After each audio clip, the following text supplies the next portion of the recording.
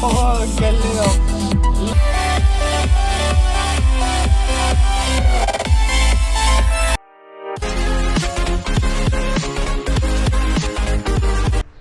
Good morning mga adik! Magandang araw sa inyong lahat. So, eto na naman mga bossing, maiba ulit yung ating review kasi nga instead of solar setup, yung ganyan, alam ko naman na adik kayo sa solar and adik kayo sa speaker. So, eto na guys yung sinasabi ko last time, yung nagpapabili siya ng speaker. At ang gusto niyang bilhin ay yung worth of 30,000 na si JBL Boombox 4, yung bago ngayon. So, ayun na guys, dumating na si JBL Boombox 4. So, eto guys, yung bagong product ni JBL. Eto yung kuya ni JBL Boombox 3. At talagang napakaangas nito. Sexy ako kay JBL Boombox 3, pero dito parang may bago ako nagugustuhan. Hindi ko alam kung ibibigay ko pa nga to kasi binili ko naman siya eh. Kung ibibigay ko dun sa may-ari, babayaran niya ako. Parang nagbago yung isip ko. So ito guys ay nabili ko siya ng 28,000. Yan, 28,000 plus yung mga warranty niya. Umabot lang naman ng 28 point. Sabihin na natin 30 lahat. So yan, ang ganda guys. Oh, massive sound all day long. JBL Boombox 4. Ang dami nagchat-chat sa akin about dito. Yan oh. Malaki siya guys. JBL Dare to Listen. Alam naman natin na pag JBL speaker talagang napaka quality niya. Ang ganda. Ang ganda mga bossing. Tapos Bluetooth 5.4 na siya, version 5.4, Boombox 4. So wala siya masyadong detail dito. Ito guys kasi ay IP68. Ayan, IP68, 67. Kasi nga meron siyang dust proof siya eh. Pero nakalagay lang dito IP68. So waterproof siya, submersible talaga. Pwede mong ilubog sa tubig. Pag nasabuhay siya ng buhangin, pwede mong hugasan sa tubig kahit tumutugtog siya. So ayan, wala na masyado dito. Okay, so buksan na natin. Excited na ako. So ayan siya guys. Sa box pala, ang ganda na oh. So buksan natin. Nakita ko na to, nabuksan ko na siya, na-set up ko na siya, na-update ko na rin.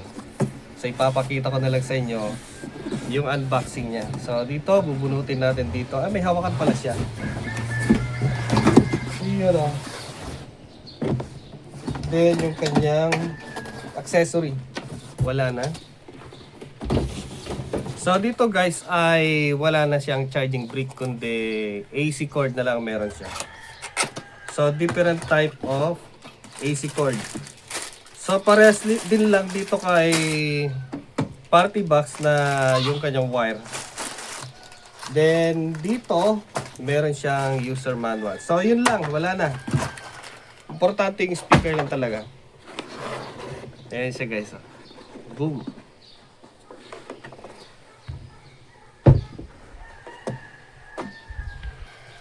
Hindi to sa akin, pinabili lang. Hindi naman siya nagbigay ng pambili. So pwede kong i-hold to. Yun nga lang kasi hino-stage si JBL Extreme 3 ko. So ayan siya guys. Wow. Ang angas. Ang angas niya guys oh. Ang laki. Akala ko nung una maliit siya, you know. Super. Imagine yung kamay ko. Malaki pala, sobrang laki. And mas mataba siya compare kay Boombox 3. Mas magaan. Daw, di umano kasi hindi ko pa nahawakan si Boombox 3. Pero maraming nagsasabi na mas magaan siya kasi nga neodymium yung ginamit na magnet. How much compare kay kay Boombox 3 na ferrite type yung kanyang magnet. Ito, neodymium kaya mas magaan. Alam nyo guys, isa rin to sa pinapangarap kong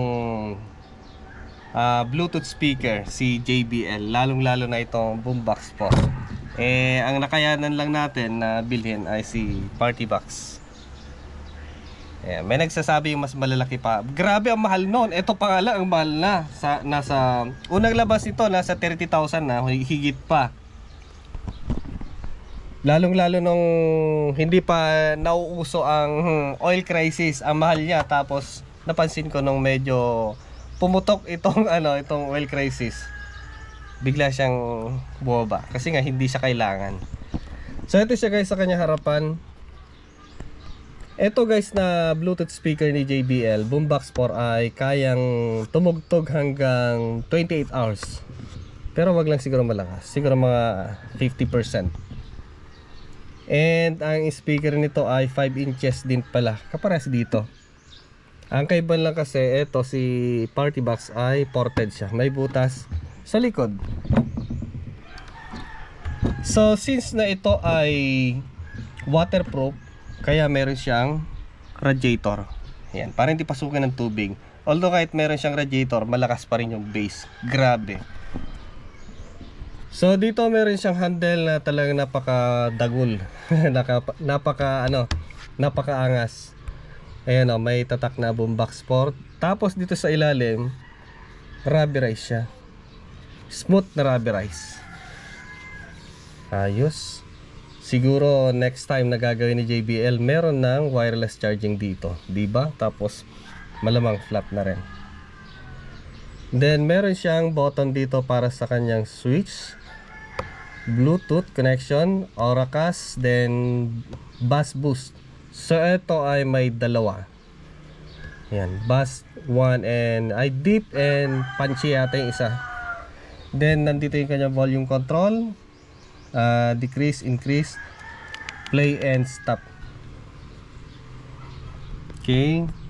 And same pa rin yung kanyang authentic na cover. Grabe, ganda, sulit. So yung sabi ko na kung pinatong nyo sa buhangin at may mga nakasiksik, pwede nyo isawsaw sa tubig, pagpag nyo doon. Then banlawan nyo na lang kung sakaling sa alat nyo na isawsaw. Tapos dito nandito yung kanyang battery level indicator. Kapag pinindot nyo, lalabas yan pag naka-on. Then dito yung kanyang authentic na logo. Ang ganda guys oh. Ayan. Mas labas lang talaga dito, mas makapal. Dito kasi lubog siya. And made of zinc bator aluminum. Tapos dito sa gilid, iyan yung kanyang massive radiator na merong logo. Tapos meron siyang transparent dito. So depende yan kung anong klaseng default meron ka, yung punchy, music, or depende sa gusto mo. Then rubber guys, napaka solid. Wala ka ng pangambang matatanggal dito kasi nga yung Extreme 3 natatanggal yung ganito niya pag tumagal. Dito hindi. Then medyo transparent siya. Galing oh. Oh, diba? Okay. Ba't kasi nandun yung ilaw natin? Dapat dito para kitang-kita yung kapogian ni Boombox 4. Ganda oh. Tatlo yung nito, yung kanyang passive radiator, meron pa dito sa likod. Then, ito yung kanyang charging input. So, meron siyang AC input, kasama na yung pag-charge sa kanyang battery, then yung kanyang USB-C out. Pwedeng pang-charge ng cellphone yan. Okay. 28,700 plus yung kanyang merchandise protection. Malamang ang sa iba siguro aabot to ng 30. So dahil sa bumili siguro tayo ng ganito, meron tayong discount. Tapos yung ilalim niya ang pogi. Oh, flat na flat. Then nandito yung kanyang battery. Malamang ito hindi na siya matatanggal compare sa Boombox 3. Yung Boombox 3 malamang kasi nga guhit-guhit lang yon, malamang mababaklas yun. Ito hindi siguro kasi malapad siya. Pero tingnan natin, anti-skid kasi yan eh. Tapos nandito yung kanyang battery. Silipin muna natin yung kanyang battery. So ito guys yung kanyang cover, rubberized na may matigas sa loob. Kaya pag in-screw ninyo, talagang lapat na lapat siya. Then dahil nga sa waterproof siya, meron siyang labi dito. Then ito yung kanyang battery. Ewan kung anong kaparehas nito, para sa 520 yata ni JBL din lang. Oh, laking battery oh. Kaya hanggang 28 hours na. Oops, ito lang talaga yung bigat sa kanya. Mabigat pa rin. So ayan guys yung kanyang battery. Ilang AH kaya to? Liliit, grabe.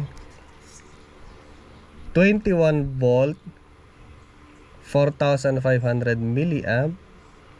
Oh, maabot na hanggang 25.2 volt. 99 watt hours. So kaya nitong tumagal hanggang 28 hours na. Siguro 50% lang yung kanyang volume. Ang tagal ha. So extended ang party kapag ito yung gagamitin ninyo. Sulit.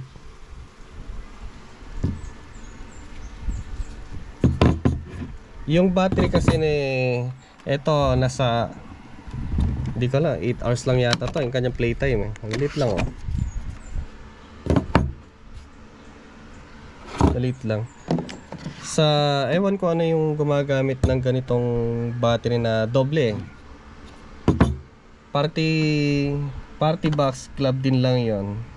Pero doble yung ganito niya. Ewan ko yung 520 ba o 720. Pasok na natin. Then lagay natin yung takip. May sikwatan siya dito.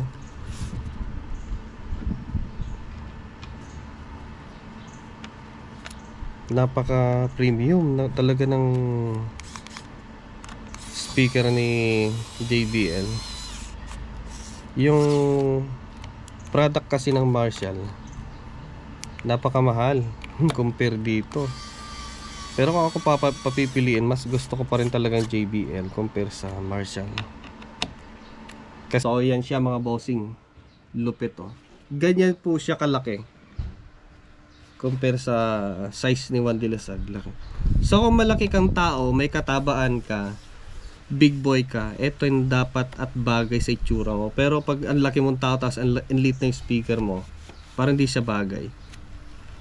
O diba? Lalo kung maskulado ka, malaki yung bodega mo, ito para sa'yo. JBL Boombox 4. So subukan natin patunugin.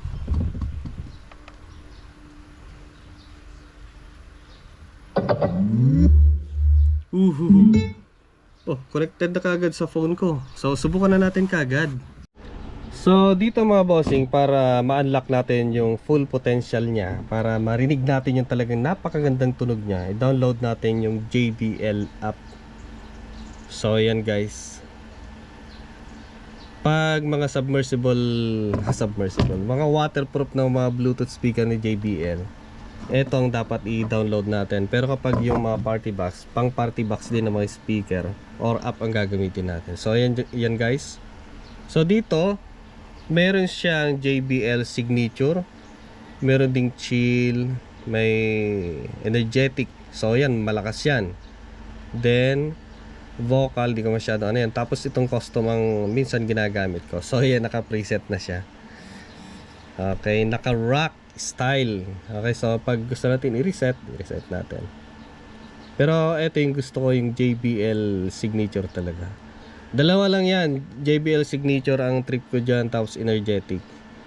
Then always naka deep bass. Pwede namang punchy, pero mas gusto ko yung deep bass. Then bass, boost, light. And pag may pader pa dito sa likod niya, mas maganda na naman. So expect na natin, kasi nga open area itong location ko, medyo bawas siya kasi nga kalat na. Ganon din si party box eh. Yan o. Ganon din siya. Na kapag mayroong pader sa likod, tapos nababa, ang lakas ng tunog niya. Pero ang maganda kasi dito sa mga JBL products, kahit sabihin na natin nakaangat, walang pader, buo pa rin yung tunog niya. So yun ang gusto ko. Tapos hindi sabog yung tunog. So subukan na natin. Next video siguro susubukan natin i-sync sa isa. Subukan natin, then comparison. Okay?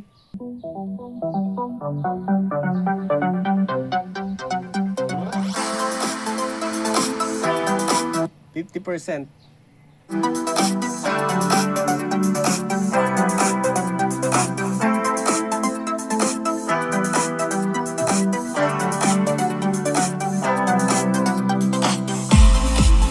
Oh, galing oh.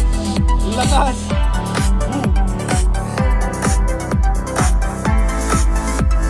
Ramdam mo yung dagundong niya tapos gumagapang dito sa lamesa. How much more kapag semento yan, pinataw mo sa lupa, then may pader, corner na corner. Ang ganda ng tunog niya.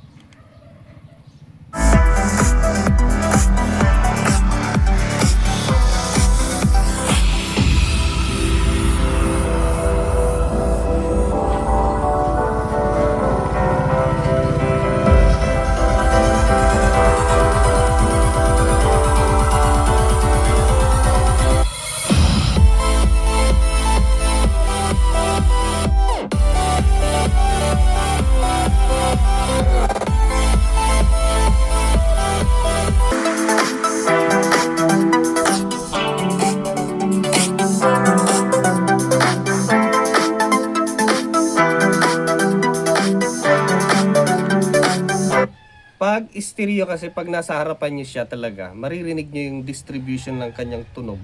Yung kanyang kalanseng, naglilipat-lipat dito. Nakasync siya, hindi kumbaga yung mono, kagaya dito kay Party Box talaga na mono yung style niya. Dito, papansin mo naglilipat-lipat siya. Stereo yung kanyang format.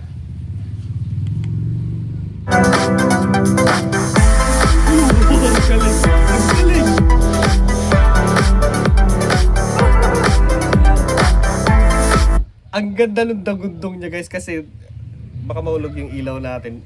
Ramdam mo talaga na kinakalampag niya itong lamesa kasi nga tatlo yung kanyang passive radiator. Yan o. Dito sa kabila din sa likod. Ramdam mo yung kanyang kalampag. Mas maganda yung ganyan natin para makita niya. Yan o. Ang lakas o.